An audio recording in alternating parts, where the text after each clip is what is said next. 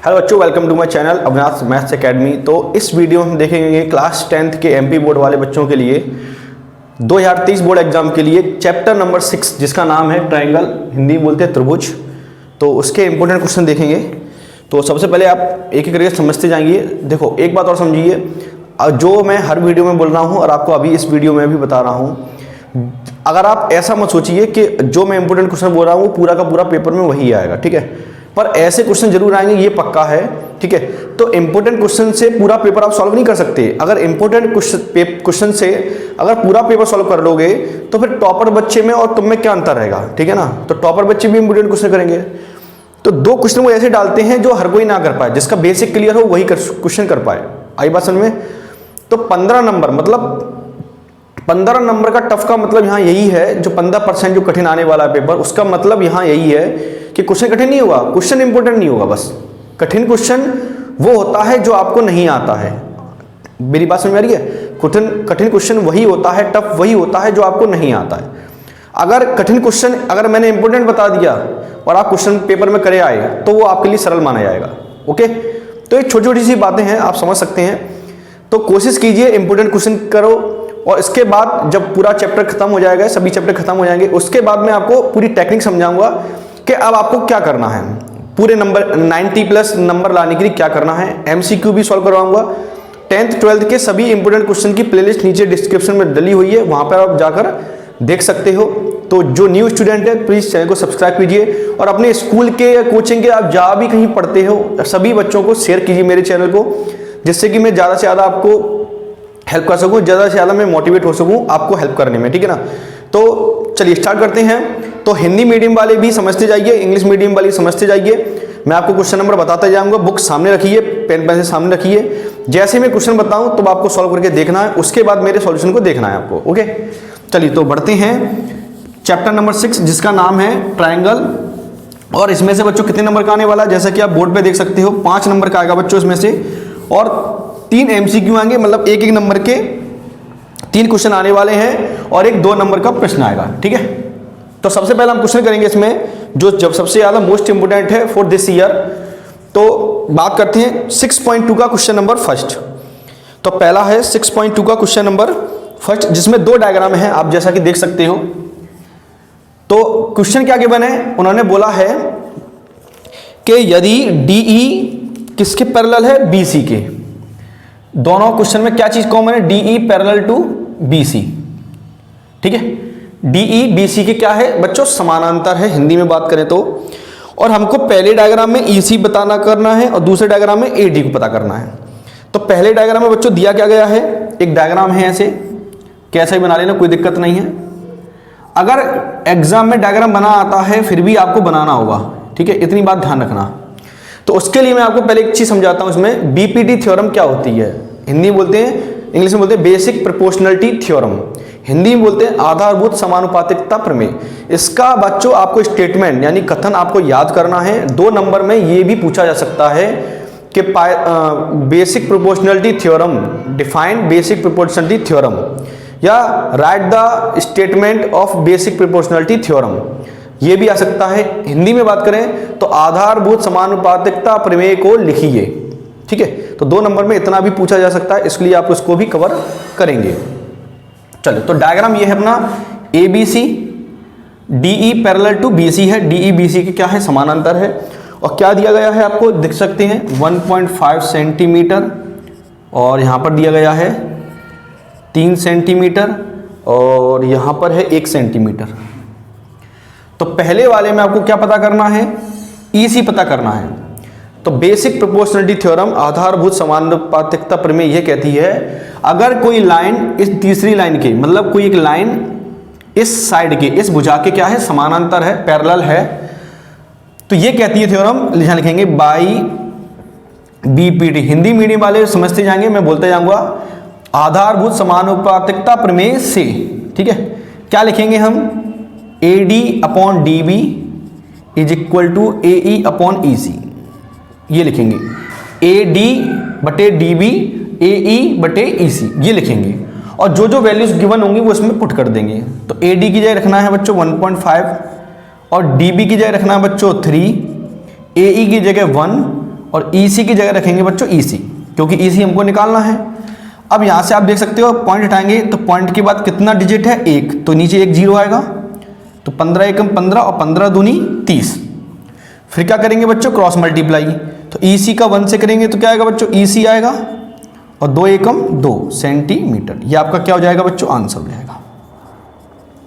ठीक है, तो सबसे पहले क्या लिखोगे आप कि चूंकि DE किसके समानांतर है, BC के। सबसे पहले ये लाइन आपको ये लिखनी पड़ेगी कि DE किसके समानांतर है, BC के। फिर आपको ऐसे सॉल्यूशन करना होगा, डायग्राम भी बनाना होगा, बेशक बना आए फिर भी। ठीक है, दूसरी बात करते हैं, दूसरा क्वेश्चन है इसमें देख सकते हो, जैसा कि आप डायग्राम वही है, बस वैल्यू चेंज कर दी है। ठीक है, तो क्या है, AD निकालना है। ये दिया गया आपको 7.2 सेंटीमीटर, ये दिया है 1.8 सेंटीमीटर, ये दिया है आपको 5.4 सेंटीमीटर। AD पता करना है, मतलब ये जो 4 साइड दिख रही है आपको, AD बटे DB, AE बटे EC, इन 4 में से आपको कोई 3 दी जाएंगी, चौथी आपसे पूछी जाएगी। तो रखेंगे इसमें भी, तो लिखेंगे वही since DE parallel BC, Hindi में बच्चों DE समानांतर BC, फिर लिखेंगे बाय BPT मतलब बेसिक प्रोपोर्शनलिटी थ्योरम। हिंदी में बात करें तो आधारभूत समानुपातिकता प्रमेय।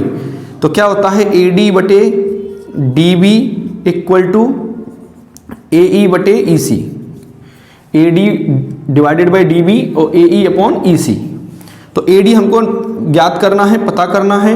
DB की जगह बच्चों 7.2, AE की जगह 1.8 और EC की जगह 5.4। सॉल्व कैसे करेंगे इनको बच्चों, देखो यहाँ देख सकते हैं आप, AD पता करना है तो 7.2 का मल्टीप्लाई कहाँ होगा, यहाँ पर। तो AD equal to 1.8 into 7.2 upon 5.4। ठीक है, अब आप यहाँ देखिए, अगर पॉइंट से पॉइंट हट जाएगा, क्योंकि पॉइंट के बाद एक डिजिट है, यहाँ पर भी एक डिजिट है, एक अंक है, पर इसका पॉइंट हटाने के लिए हमें इंटू कितने का करना पड़ेगा, नीचे 7। आप बहुत आराम से समझा रहे हैं इसलिए सिंपल से वे में। अब आप काट लो इनको, तो 18 एकम 18, 18 तिया 54, 3 से 1 कट जाएगा 72, 3 दूनी 6 और 3 चौक 12, तो 24 बटे बच्चों 10 आ गया। अब आपको पता है क्या करना है, एक 0 है तो एक अंक के बाद क्या लग जाएगा बच्चों, पॉइंट लग जाएगा, तो कितना आंसर आएगा 2.4 सेंटीमीटर। ये आपका क्या हो गया बच्चों, आंसर। तो ये 2 क्वेश्चन आपको दिख रहे हैं, इंपॉर्टेंट क्वेश्चन है, काफी मोस्ट इंपॉर्टेंट है, इनको आपको अच्छे से कवर करना होगा। ओके, चलिए तो आगे बढ़े, नेक्स्ट क्वेश्चन। चलिए बच्चों अब हम देखते हैं क्वेश्चन नंबर नेक्स्ट क्या है। एग्जाम्पल नंबर 3 है, example number 3 page number 141, Hindi medium वाली बुक में है, पेज नंबर 141 ही है, और इंग्लिश मीडियम में आप देख सकते हैं ये है शायद 41, इंग्लिश मीडियम में बच्चों आपको मिलेगा। ये एग्जाम्पल नंबर 3 है, मतलब ये है, आप देख लेना जो भी बुक में हो, पेज नंबर 127 पर। ठीक है, पेज नंबर 127 पर है इंग्लिश मीडियम में, हिंदी मीडियम की बुक में पेज नंबर 141 पर है। तो मैं हिंदी मीडियम इंग्लिश मीडियम दोनों के पेज नंबर बताता देता हूँ। एग्जाम्पल नंबर 3 है, उदाहरण नंबर 3। तो कच्चा क्वेश्चन है, इसके आने के चांसेस हैं, ज़्यादा इंपॉर्टेंट नहीं है पर इंपॉर्टेंट है, मोस्ट इंपॉर्टेंट नहीं है पर इंपॉर्टेंट है। तो क्वेश्चन क्या है बच्चों, पढ़ेंगे अच्छे से। क्या दिया गया है हमको, गिवन यानी कि दिया गया है हिंदी में PS बटे SQ बराबर PT बटे TR, और एंगल PST, देखो PST ये वाला एंगल बराबर PRQ ये पूरा एंगल, ये आपको दिया गया है, मतलब ये वाला एंगल और ये वाला एंगल आपको, ये वाला कोण आपको दिया गया है, ये गिवन है।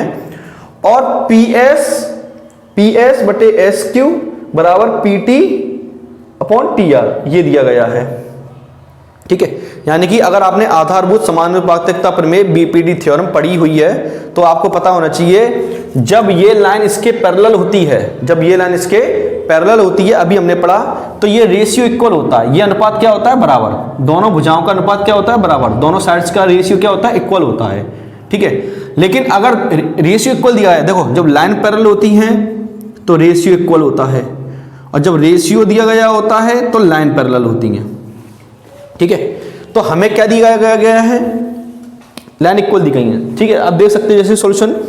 तो क्या करना है प्रूफ कि PQR is an isosceles triangle, मतलब PQR एक समद्विबाहु त्रिभुज है, ये हमको क्या करना है, सिद्ध करना है। तो कैसे करेंगे, कोई ट्रायंगल आइसोस्केल ट्रायंगल कब होता है, जब उसकी दो साइड क्या हो, इक्वल हो। कोई समद्विबाहु त्रिभुज कब बराबर होता है? जब उसकी दो भुजाएं बराबर हों। तो हमें ये करना है, सीधी सीधी बात है कि पी क्यू बराबर क्या होना चाहिए? पी आर होना चाहिए। तो कैसे करते हैं? तो सबसे पहले हेडिंग डालें प्रूफ, हिंदी में बोलते बच्चों इसकी उत्पत्ति, ठीक है। यहां लिखेंगे सिद्ध करना है। तो सबसे पहले आप ये लिखेंगे कि सिंस सॉल्यूशन दिया गया है, फिर भी मैं आपको एक बार करके बता देता हूं स्टेप बाय स्टेप। तो एस क्यू बराबर पी टी बटे टी आर, तो लिखेंगे बाई कन्वर्स ऑफ बीपीटी, मतलब आधारभूत समानुपातिकता प्रमेय का विलोम से, जी विलोम है, उल्टा है। तो इससे क्या हो जाएगा? एस टी किसके पैरेलल हो जाएगी बच्चों? क्यू आर के, मतलब एस टी भुजा क्यू आर की क्या होगी? पैरेलल। जैसा कि आपने देखा था कि ए बी सी में अगर ये लाइन इसके समानांतर होती है, पैरेलल होती है, तो अनुपात बराबर होता है इन दोनों का, और इन दोनों का अनुपात बराबर होता है। और जब अनुपात बराबर होता है तो लाइन पैरेलल हो जाती है, इसको कहते हैं विलोम। तो हमने देखा कि S T line Q R के क्या हो गई बच्चों? पैरेलल हो गई। अब आप ये बताइए, इस हिसाब से एंगल पी एस टी, ये वाला जो कोण है पी एस टी किसके बराबर होगा? इसके बराबर होगा, जिसका नाम है पी क्यू आर। किससे? करस्पॉन्डिंग एंगल से। किससे बच्चों? करस्पॉन्डिंग एंगल से, ठीक है। हिंदी बोलते हैं संगत कोण, हिंदी में भी लिखा हुआ है संगत कोण। जैसे ही दिख रहा है आप पी एस टी बराबर एंगल क्या हो गया? P Q R. अब आप ये बताइए एंड तथा क्या है? पी एस टी किसके बराबर है? पी आर के, कि पी एस टी बराबर पी आर क्यू, ये हमको दिया है, इंग्लिश में बच्चों लिख देंगे गिवन है।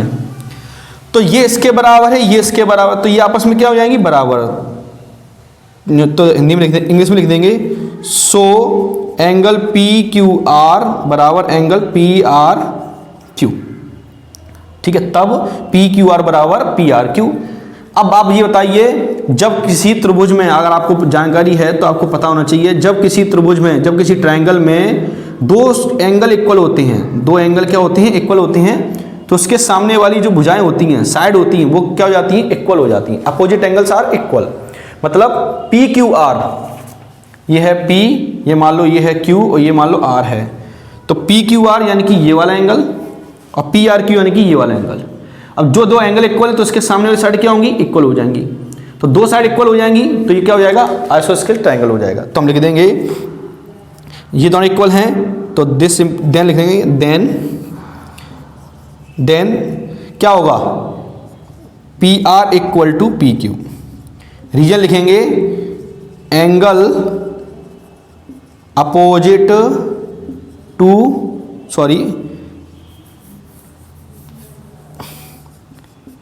Opposite side to equal angle, ठीक है। हिंदी में लिखेंगे बराबर कोणों की सम्मुख भुजाएं। हिंदी में लिखा हुआ आप देख सकते हैं, या फिर संगत कोणों की सम्मुख भुजाएं लिखा हुआ है। तो ये दो भुजाएं बराबर आ गई, तो लिख देंगे हेंस, अतः कि जो त्रिभुज पी क्यू आर है, ट्रायंगल पी क्यू आर है, वो कैसा है? आइसोस्केल्स ट्रायंगल है, समद्विबाहु त्रिभुज है, ठीक है। तो ऐसे हुआ है प्रूफ, ठीक है। अगर आपका एग्जाम्पल ना समझ में आया हो कैसे किया है, तो वो मैंने आपको बता दिया है, ठीक है। तो इस क्वेश्चन के बाद चलो एक और क्वेश्चन करते हैं, अगला वो भी इंपॉर्टेंट है, तो इसको आप चाहो तो नोट्स कर सकते हैं, नहीं तो मैं आपको सॉल्व करवा दूंगा। चलिए बच्चों, अब नेक्स्ट क्वेश्चन देखते हैं। हम दो क्वेश्चन कराने वाला हूँ, सेम टू सेम है और इंपॉर्टेंट भी हैं, 2 नंबर लायक हैं, जो एग्जाम में आने के इनके चांसेस बहुत ज़्यादा भी हैं और इंपॉर्टेंट है, मोस्ट इंपॉर्टेंट है। तो सबसे पहले एग्जाम्पल नंबर 4 है, पेज नंबर 135 पर इंग्लिश मीडियम में, और हिंदी मीडियम में है, ये है पेज नंबर 149 पर, ठीक है। पेज नंबर 149 पर निकाल लीजिए बच्चों, डायग्राम बना हुआ है, सॉल्यूशन भी आपके सामने है, और ये है एक्सरसाइज 6.3 का क्वेश्चन नंबर 3, प्रश्नावली 6.3 का प्रश्न नंबर 3 है। तो सबसे पहले हम इसको करेंगे, फिर इसको करेंगे, दोनों ही बिल्कुल सेम टू सेम है, इसलिए मैं आपको इन दोनों को कराने वाला हूं। तो एग्जाम्पल नंबर 3 में क्या दिया गया है, जैसा कि आप देख सकते हो कि पी क्यू समानांतर आर एस के है। पी क्यू किसके पैरेलल है बच्चों? आर एस के। तो हमें प्रूफ करना है कि पी ओ क्यू, ये वाला जो ट्राइंगल है, इस ट्राइंगल के क्या है बच्चों? सिमिलर है, ये सिद्ध करना है हमको। हिंदी में बात करें तो समरूप सिद्ध करना है कि ये दोनों त्रिभुज कैसे हैं? समरूप हैं, ठीक है। इस सवाल में और इस सवाल में सिर्फ एक ही लाइन का अंतर है, वो मैं आपको बता दूंगा धीमे धीमे। तो सबसे पहली बात तो यह है, जब दो ट्रायंगल सिमिलर होते हैं या समरूप होते हैं त्रिभुज, तो उनके लिए तीन कंडीशन होती हैं। या फिर तो तीनों भुजाओं का रेशियो, तीनों भुजाओं का अनुपात कैसा आ जाए, बराबर आ जाए, तीनों साइड्स का रेशियो क्या है, इक्वल है, या दो साइड का इक्वल आ जाए, एक एंगल इक्वल मिल जाए, या फिर दोनों त्रिभुज में तीनों एंगल इक्वल मिल जाएं, जिसको हम ए सिमिलरिटी भी या ट्रिपल ए सिमिलरिटी भी कहते हैं, समरूपता, हिंदी में बात करें समरूपता, ठीक है। तो दो तीन साइड मिल जाए, या दो साइड एक एंगल मिल जाए, या तीनों क्या मिल जाए, एंगल मिल जाए, तो हम कह देते हैं वो त्रिभुज क्या है, समरूप हो गए हैं। तो अब बात करते हैं कैसे करते हैं। तो सबसे पहली बात करते हैं आप कि दो कैसे हैं साइड, ये साइड किसके क्या है, इक्वल है। अगर आप कॉपी को घुमाकर देखेंगे, इसको अगर ऐसे करके देखेंगे तो ये ऐसे हो रहा है कुछ, POQ और RO बच्चों S। तो हमें इन दोनों को करना है, तो क्या करेंगे इसके लिए, तो आप देखते जाइए, बुक में लिखा हुआ है, फिर भी मैं आपको बता देता हूं। सबसे पहले आप बताइए, ये लाइन इसके क्या है, पैरेलल है, तो क्या बनता है बच्चों, Z। देखो Z बनना है, ये Z। जब Z बनता है तो कोने कोने वाले एंगल क्या हो जाते हैं, इक्वल हो जाते हैं।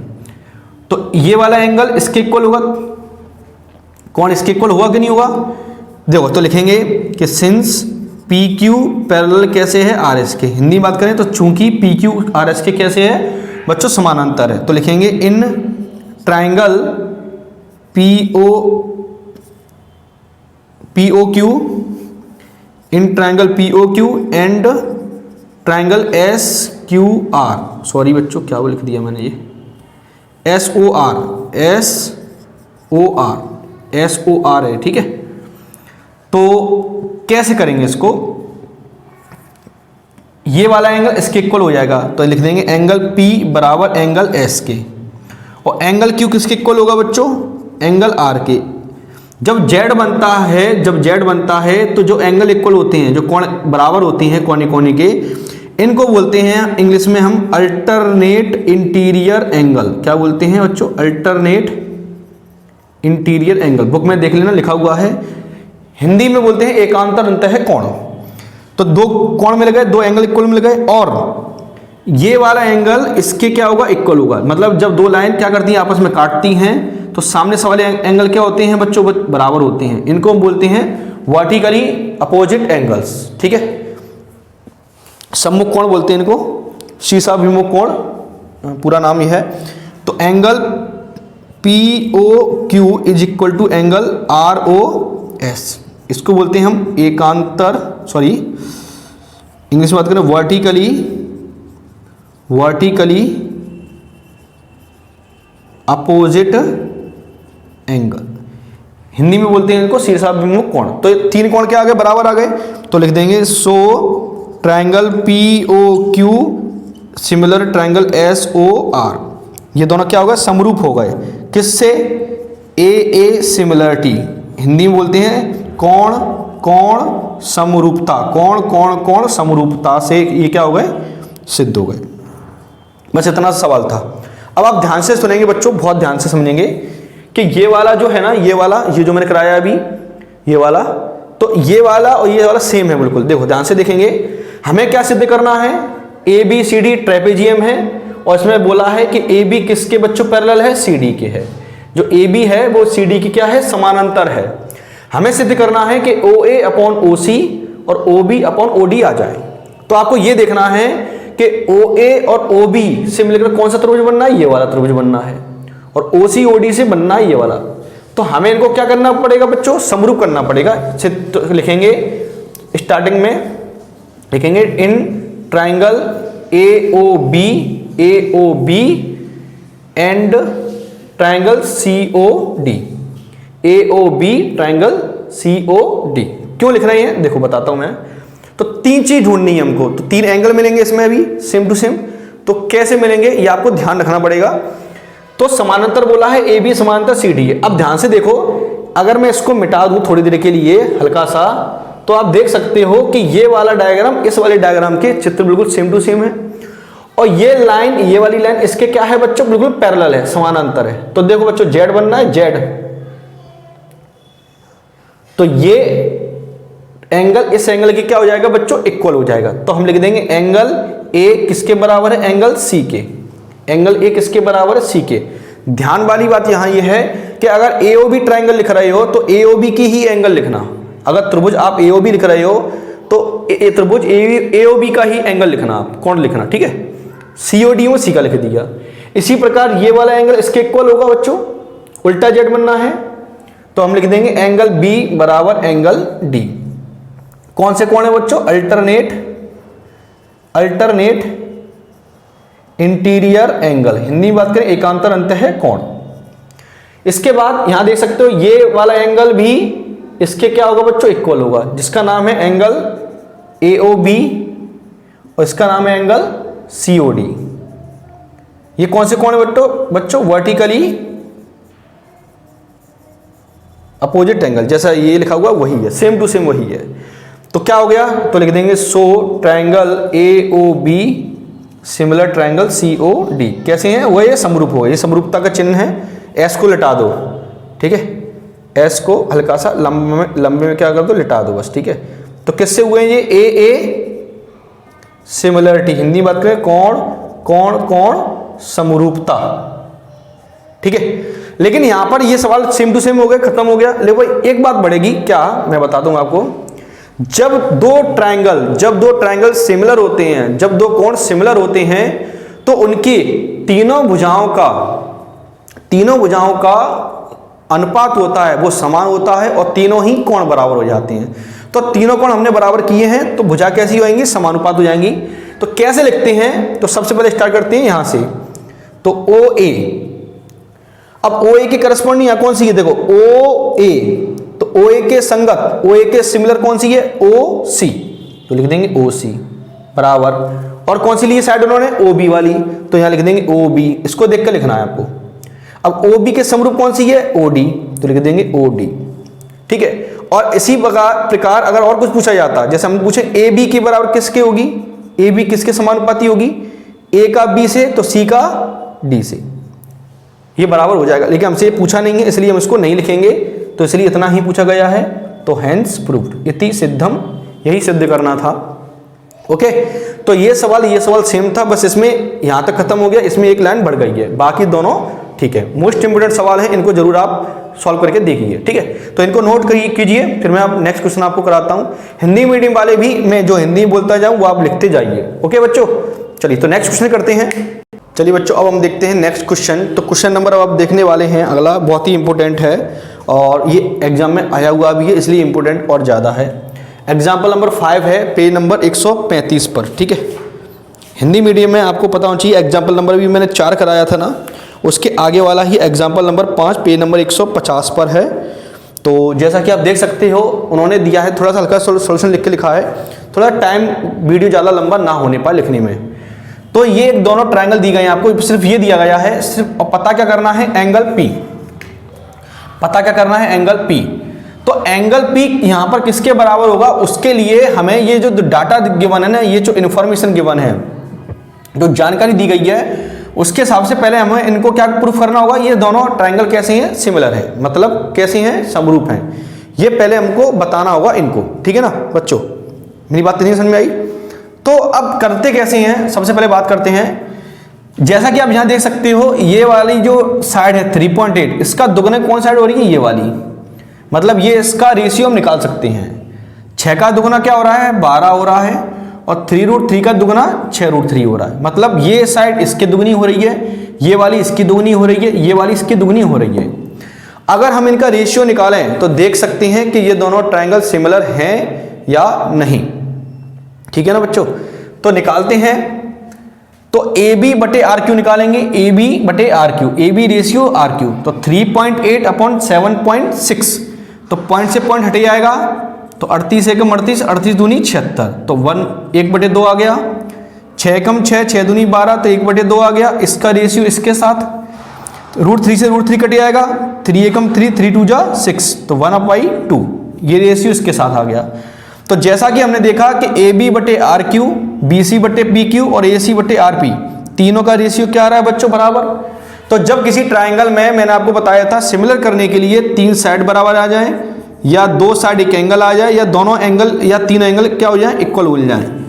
तो वो दोनों तीनों ट्रायंगल या दोनों ट्रायंगल क्या हो जाती हैं, सिमिलर यानी कि समरूप हो जाते हैं। तो रेशियो इक्वल आ गया, अनुपात बराबर आ गया, तो ये तीनों साइड इक्वल, रेशियो इक्वल आ गया। तो हम कह सकते हैं ये पूरा त्रिभुज के क्या है बच्चों, समरूप है, सिमिलर है दोनों ट्रायंगल। तो हमने लिख दिए दोनों ट्रायंगल कैसे सिमिलर हैं। पर सिमिलर लिखने का तरीका बहुत सही होना चाहिए। अपने मन से कोई भी ट्रायंगल का नाम ABC और PQR नहीं दे सकते, करस्पॉन्डिंग होना चाहिए, संगत होना चाहिए। मतलब जैसा यहां लिख रहे हैं वैसा ही वहां होना चाहिए। जैसे मैं आपको बताता हूं, जैसे AB का रेशियो किसके साथ लिया बच्चों, RQ के साथ। तो यहां पर आ रहा है AB, तो यहां पर क्या आना चाहिए, RQ। और BC का रेशियो PQ के साथ, तो BC और QP या PQ एक ही बात है। और AC पहला और तीसरा, और RP पहला और तीसरा, ये दोनों कैसे होने चाहिए, सेम। तभी हम पता कर पाएंगे कि कौन सा एंगल, कौन सा कोण किसके बराबर होगा। ओके, तो हम यहां लिख दें, ये किससे सिमिलर हो गए बच्चों, SS सिमिलरिटी से। तो हम लिख देंगे बच्चों यहां पर कि SS सिमिलरिटी से दोनों क्या हो गए, ये सिमिलर हो गए। हिंदी में भुजा भुजा भुजा समरूपता।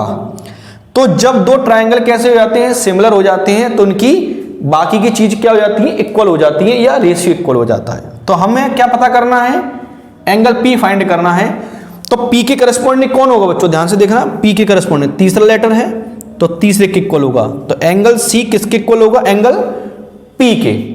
पर मुद्दा यहां पर यह है कि हमें C नहीं पता। जब C पता होगा तभी तो P पता कर पाएंगे। तो C पता करने के लिए इस ट्रायंगल में दो एंगल गिवन है, इस त्रिभुज में दो कोण दिए गए हैं। तो तीसरा कैसे निकालते हैं, तीनों कोण का योग कितना होता है बच्चों, 180 होता है। तो इन दोनों को जोड़कर 180 में से क्या कर देंगे, माइनस कर देंगे। इन दोनों को जोड़कर 180 में से क्या कर देंगे बच्चों, माइनस कर देंगे। तो तीसरा एंगल निकल आएगा क्योंकि योग फिक्स होता है। तो एंगल C कैसे निकालेंगे बच्चों, इन दोनों को किससे लिखेंगे, बाई CPST। हिंदी में भी लिख सकते हैं CPST से। फुल फॉर्म क्या होता है, कमेंट सेक्शन में बताइए आप जिनको पता है। ठीक है, CPST क्या होता है, ठीक है ना बच्चों। तो अब बात करते हैं एंगल C कैसे निकालेंगे। 180 में से इन दोनों को जोड़कर क्या कर देंगे, घटा देंगे। तो 180 माइनस 80 प्लस 60, तो 180 माइनस 140, 80 और 60 कितने, 140। तो कितना आएगा बच्चों, 40 डिग्री। तो एंगल C 40 डिग्री का आ गया, तो लिख देंगे हेंस एंगल P बराबर 40 डिग्री। ये आपका बच्चों क्या हो जाएगा, आंसर। ओके, तो यहां पर आप लिख सकते हो सिंस करके, चूंकि करके, यहां पर हियर यानी कि यहां पर ये है, सो तब ये लिख देंगे, अतः लिख देना चाहे आप, अतः ये बराबर है, तब एंगल C बराबर P के होगा बाई CPST से। नाउ यानी कि अब, हिंदी में बोलते हैं इसको बच्चों अब। तो अब C कैसे निकालेंगे, इस तरीके से इन दोनों को जोड़कर 180 में से क्या कर देंगे बच्चों, माइनस कर देंगे, तो एंगल C निकल आएगा। ये बात आपको अच्छे से ध्यान रखनी पड़ेगी। चलो अगला क्वेश्चन देखते हैं हम। 6.4 का क्वेश्चन नंबर 1 है। इसमें बोला है ट्रायंगल ABC किसके सिमिलर है, ट्रायंगल DEF किस पहले से ही सिमिलर है। तो जरा आपके पास बुक है तो बुक में आप देख सकते हैं, मैं आपको बता देता हूं। पेज नंबर जो एक्सरसाइज है आपकी पिछला वाली जो दी गई है, कौन सी, 6.4, इसके जस्ट पीछे पेज नंबर 157 पर इंग्लिश हिंदी मीडियम में, ठीक है, ऊपर की साइड लिखा हुआ है क्या, कि जब दो त्रिभुज, ये आप पढ़ सकते हो, थ्योरम 6.6 है, एरिया ऑफ सिमिलर ट्रायंगल। जब दो ट्रायंगल सिमिलर होते हैं बच्चों, जब दो ट्रायंगल कैसे होते हैं, सिमिलर होते हैं। क्वेश्चन पहले रीड कीजिए आप, लिखा हुआ है इंग्लिश में, देख सकते हैं आप कि let triangle ABC triangle DEF के सिमिलर है, देन देयर एरियाज, मतलब क्या गिवन है हमको, एरिया गिवन है। तो एरिया गिवन है तो एरिया की प्रॉपर्टी लगने वाली है। तो जब एरिया गिवन है दोनों का, इस ट्रायंगल का भी गिवन है, इस ट्रायंगल का, ABC का दिया है 64 बच्चों और DEF का दिया है 121। तो तब जब एरिया इक्वल होता है तो इनकी जो करस्पॉन्डिंग साइड है, जैसे हमने यहाँ त्रिभुज भुजाएं लिखी, भुजाएं यहाँ, तो जो एरिया होता है वो इनके स्क्वायर के क्या होता है, इक्वल होता है। ठीक है, क्या होता है, स्क्वायर के इक्वल होता है, रेशियो के स्क्वायर के इक्वल, मतलब मेरा ये कहने का। तो हमें क्या करते हैं, तो कैसे लिखेंगे इसको, जो एरिया ऑफ ट्रायंगल ABC है, जो DEF है, इसका दोनों का रेशियो किसके बराबर होगा बच्चों, AB अपॉन DE होल स्क्वायर BC अपॉन EF होल स्क्वायर और AC अपॉन DF होल स्क्वायर के क्या होगा, इक्वल होगा। अब जैसा कि आप क्वेश्चन में देख सकते हो, उन्होंने क्या कहा है, EF दिया गया है। कितना दिया गया है, EF 15.4 सेंटीमीटर। हमें क्या दिया गया, EF। तो 100% है कि बच्चों जब EF देंगे तो BC पूछेंगे, अगर BC देते तो EF पूछते। मतलब अगर आपको AB दिया गया था, अगर AB गिवन होता तो क्या पूछते आपसे, DE पूछते। अगर DE गिवन होता तो AB पूछते, या AC गिवन होता तो DF पूछते, तो DF गिवन होता तो AC पूछते। मतलब ये होगा कि सिमिलर ही पूछेंगे आपसे, ठीक है। तो मैं इसको मिटा देता हूं, हमें जिसकी जरूरत है सिर्फ हम वही लिखेंगे कि area of triangle ABC upon area of triangle DEF। ABC का क्षेत्रफल और DEF का क्षेत्रफल BC बटे EF के स्क्वायर के बराबर होगा, वर्ग के बराबर होगा। क्षेत्रफल दी गई है, बस वैल्यू पुट करनी है और आंसर निकालना है। तो ट्रायंगल ABC की जगह क्या लिखेंगे बच्चों, इसकी जगह 64। ट्रायंगल DEF की जगह क्या लिखेंगे बच्चों, 121। BC हमको पता करना है, EF की जगह 15.4 और स्क्वायर। अब आपके पास दो तरीके हैं, या फिर तो इसका स्क्वायर अलग कर दो, इसका स्क्वायर अलग कर दो। दूसरा तरीका क्या है, हमें पता है अगर हम यहां से स्क्वायर हटाएं तो यहां पे क्या आएगा बच्चों, स्क्वायर रूट आ जाएगा। यहां पे क्या आ जाएगा बच्चों, स्क्वायर रूट। और 64 और 121 का स्क्वायर रूट होता है, इसलिए ये आसान रहेगा। तो 64 का स्क्वायर रूट 8, 121 का होता है 11, BC बटे 15.4 दिया गया है। तो हमें क्या निकालना है बच्चों, BC।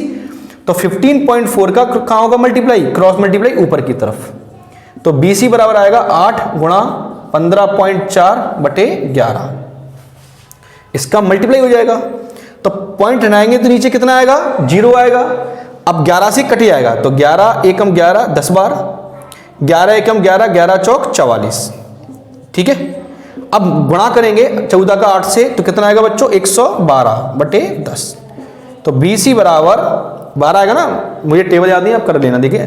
तो 8 चौक 32, 8 और 3 11, सही है बच्चों। अब नीचे 0 है, तो एक डेढ़ के बाद क्या लगेगा बच्चों, पॉइंट है, तो क्या आएगा 111.2 सेंटीमीटर। ये आपका क्या हो जाएगा बच्चों, आंसर हो जाएगा। आया समझ में? तो ऐसे करना है आपको। तो अगर आपको नहीं समझ में आया तो वीडियो पूरा रिकैप करके आप देख सकते हो, ठीक है।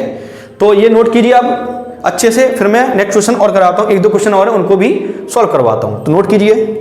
चलिए बच्चों नेक्स्ट क्वेश्चन देखते हैं, बहुत ज़्यादा इंपॉर्टेंट फॉर दिस ईयर इस चैप्टर से, ठीक है। तो जैसा कि 5 मोस्ट इंपोर्टेंट, जैसे मैं आपको देख सकता हूँ, आप थंबनेल में देखते हो टॉप 5 क्वेश्चंस का मतलब यहाँ यही है कि जो 5 मोस्ट इंपोर्टेंट है मैं आपको बताता रहूँगा, बाकी सब आपको मैं रिवील करने के बता रहा हूँ, जिन बच्चों को बिल्कुल भी रिस्क नहीं लेनी है, इसलिए मैं कुछ क्वेश्चन एक्स्ट्रा भी सॉल्व करवा रहा हूँ, ठीक है। तो उनमें से एक मोस्ट इंपोर्टेंट में से एक ये है, एग्जाम्पल नंबर 11, इंग्लिश में पेज नंबर 147 पर है, हिंदी में 162 पर है। तो सवाल बहुत अच्छे से पढ़िएगा, लैंग्वेज वाली दिक्कत हो सकता है जी, ऐसा ही सिमिलर क्वेश्चन आपको चैप्टर नंबर 9 में भी मिलेंगे ऐसे क्वेश्चन, ठीक है। तो इसकी लैंग्वेज को समझेंगे, इंग्लिश मीडियम वाले, हिंदी मीडियम वाले पहले थोड़ा सा वीडियो को रोक दीजिए, फिर आपको इसको रीड कीजिए, एक बार नहीं कम से कम 2 बार, तब समझ में आएगा। तो मैं पढ़ के बताता हूँ आपको। सबसे पहले इंग्लिश में, ए ladder is placed against A wall. Ladder मतलब सीढ़ी, तो आपको पता है लैडर क्या होती है, नॉर्मली कैसे रखते हैं अपन, सीढ़ी पर ऐसे रखते हैं, ऐसे तो रखते नहीं, ऐसे रखते हैं टिकाकर, ठीक है। तो लैडर है किस पर रखी हुई, वॉल पर रखी हुई है।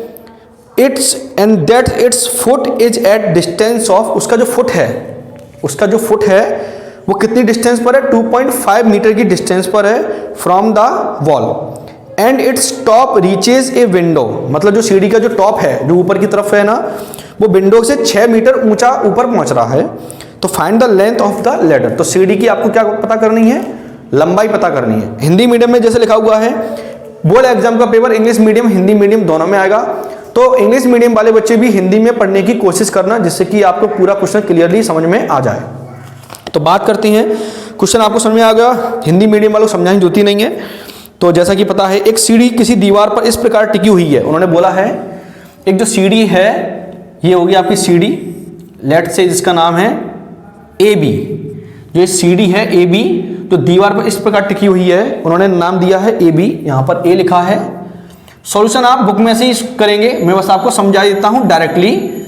तो जैसा कि आपको पता है कि जैसे उन्होंने नाम दिया है और सॉल्यूशन लिखा हुआ है उसमें, तो आप यहाँ से देख सकते हैं। बस मैं आपको सॉल्व करवा देता हूँ।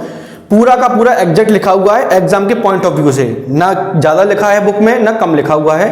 पूरा सॉल्यूशन हम वहाँ से करेंगे, मैं आप समझा देता हूँ कैसे हो रहा है, ठीक है। तो एक सीडी लिखी हुई है ऐसे, दीवार, ये दीवार हो गई, ये वॉल हो गई आपकी, ये सीडी रखी हुई है। इसमें बोला है, देखो देखो इंग्लिश मीडियम वाले बहुत ध्यान से समझना, हिंदी मीडियम में तो साफ साफ दिखता है कि एंड इट्स फुट, जो सीडी का जो फुट है ना वो वॉल से कितना डिस्टेंस दूरी पर है, 2.5 मीटर पर है। एंड इट्स टॉप, इसका जो सीडी का जो टॉप है वो दीवार से कितना ऊंचा पहुंच रहा है, ऊपर पहुंच रहा है 6 मीटर। तो हमें लेंथ ऑफ सीडी निकालनी है।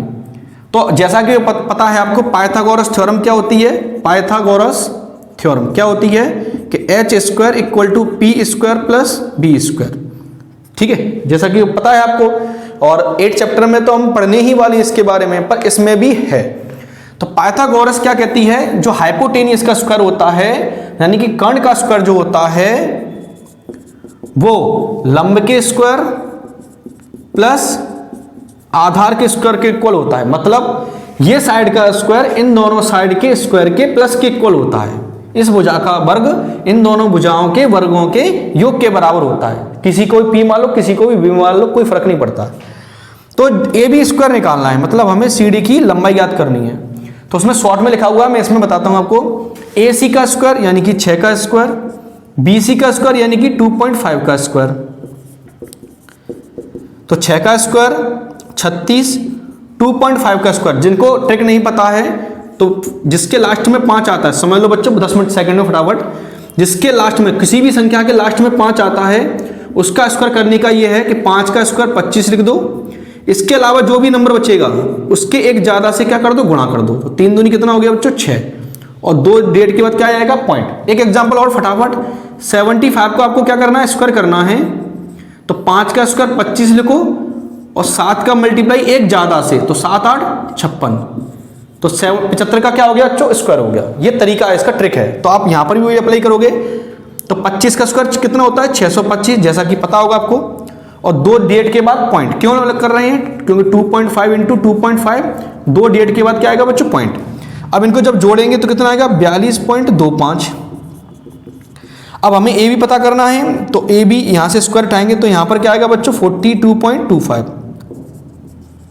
अब बच्चों देखो यहां पॉइंट के बाद कितना है बच्चों 25, तो यहां तो 5 आना ही आना है। इस ट्रिक के हिसाब से उल्टा करें तो अब आप ये बताइए 42 किसका गुणा करने पर आता है, जो 2 संख्या लगातार हो। तो 6 इंटू 7, तो छोटी संख्या लेनी है आपको। कौन सी लेनी है, छोटी। तो ये आ गया इसका स्क्वायर रूट। आया समझ में trick.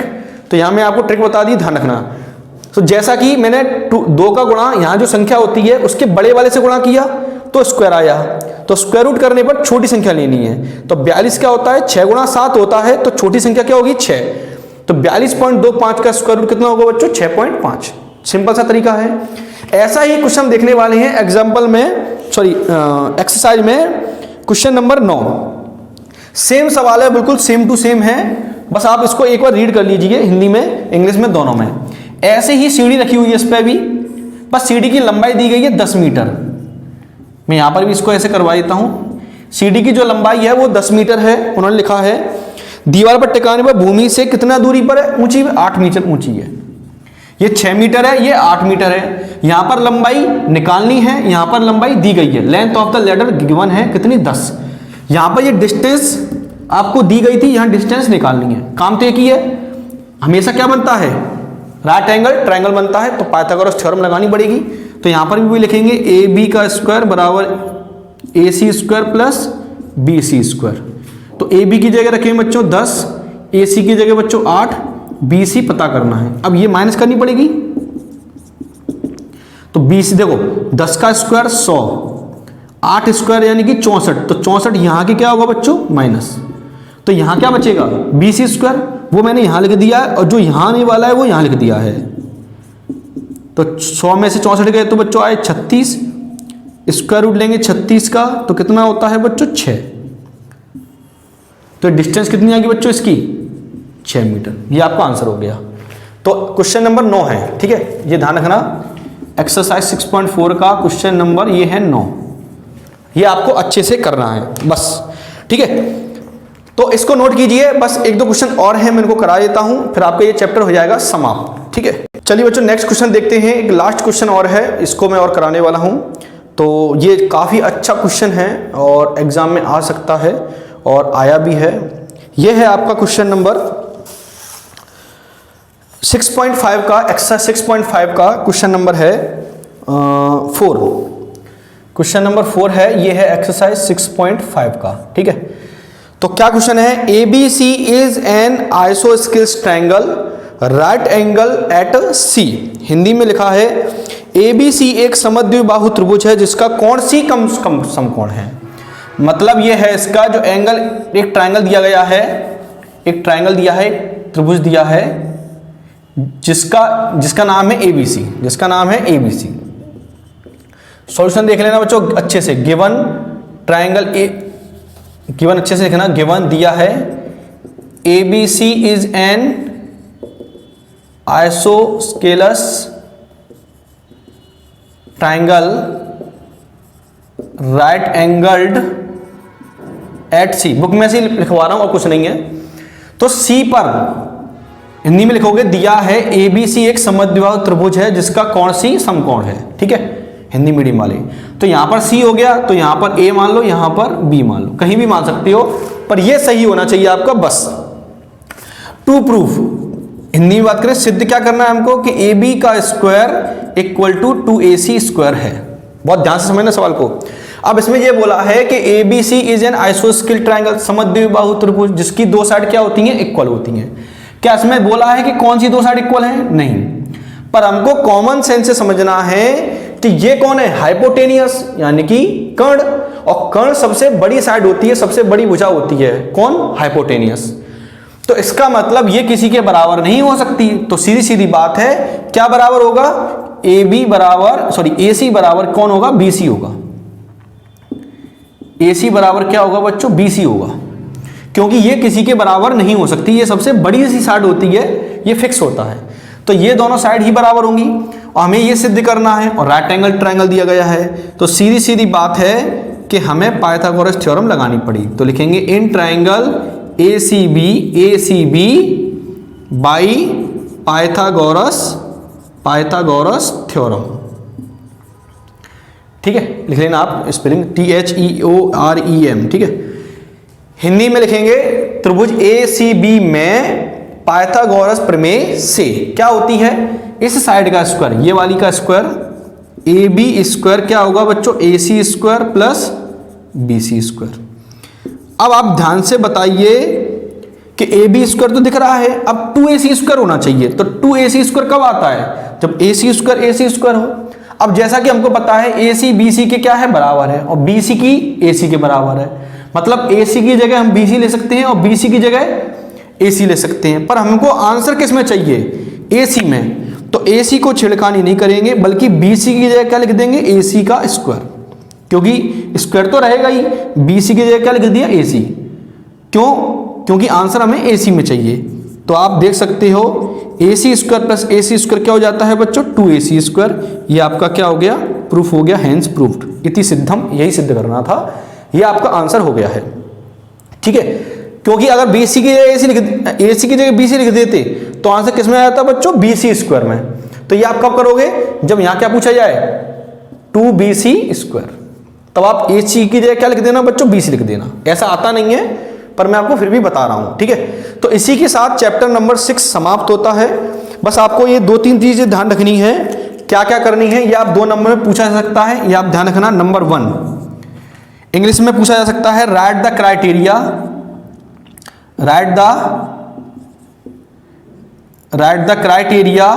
Of similarity of two triangle,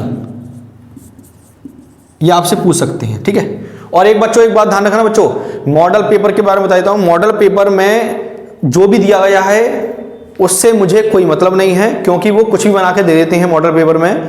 पता नहीं MP बोर्ड वाले किस हिसाब से कोई काम करते हैं, मुझे खुद नहीं पता है। पर यह पक्का है कि जो आपको मैं क्वेश्चन दे रहा हूं उसमें कुछ क्वेश्चन ऐसे भी दिए गए टफ से, मतलब वो बताने के लिए दिया गया है कि टफ क्वेश्चन आ सकते हैं, पर इसका मतलब ये नहीं है कि वो आ जाएंगे। ठीक है ना, अनवांटेड क्वेश्चन आ जाते हैं। जितने भी मैंने आपको क्वेश्चन दिए हैं वो पूरे के पूरे क्वेश्चन लगभग आएंगे, एक या दो क्वेश्चन को छोड़कर, बस 2 क्वेश्चन भी वो कौन होंगे, इन जैसे ही होंगे, यही कॉन्सेप्ट लगेगा, सब कुछ यही लगेगा, पर जो इंपॉर्टेंट दे रहा हूं मैं उनमें से शायद नहीं हूं, ठीक है। और मैं कोई, देखो बच्चे सब ये पूछते हैं कितना परसेंट आएगा, कितना परसेंट, क्योंकि कैलकुलेशन थोड़ी ना कि कितना परसेंट आएगा, ठीक है ना, पर मोस्टली यही क्वेश्चन आएंगे आने वाले एग्जाम में। और क्या करोगे बच्चों, इसमें से ये याद कर लेना, थ्योरम स्टेटमेंट याद कर लेना, ये आपसे पूछा जा सकता है। बीपीटी थ्योरम याद कर लेना, बेसिक प्रोपोर्शनलिटी थ्योरम, हिंदी में बात करें क्या, आधारभूत समानुपातिकता प्रमेय। नंबर 3 पाइथागोरस वाली थ्योरम, ठीक है, ये आपसे इसका स्टेटमेंट पूछ सकते हैं, ये आपको याद रखना है, ठीक है। तो इतना समझ में आया बच्चों, तो मिलेंगे नेक्स्ट वीडियो में चैप्टर नंबर 7। अब आपको जल्दी वीडियो आएंगे, टेंशन ना लीजिए, बस जितने मैंने दे दिए हैं वो आप लगाते जाइए एक एक करके, ठीक है।